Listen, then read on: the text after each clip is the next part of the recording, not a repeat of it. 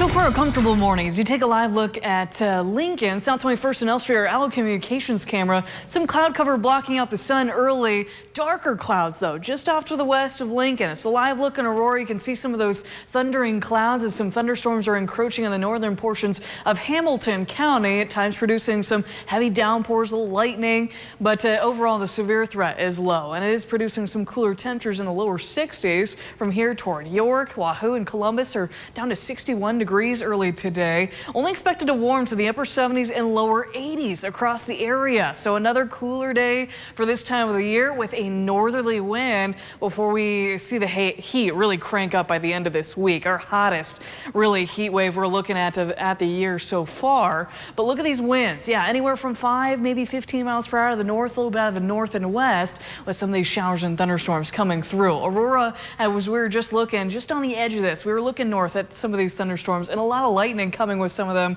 at times too, as they ever so slowly drift to the south and east.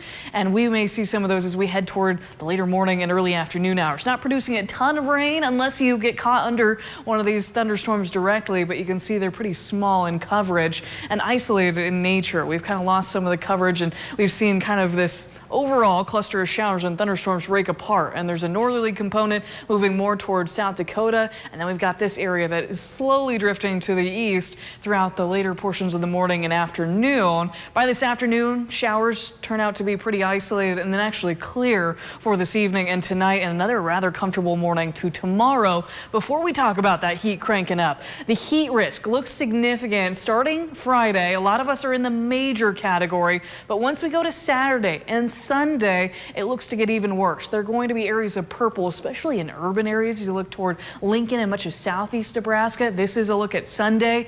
When we see the purple show up on the map, that is rare heat for this time of the year. Very dangerous heat we're talking about to anyone without proper hydration, keeping up with the liquids and cooling techniques, wearing the lighter clothing.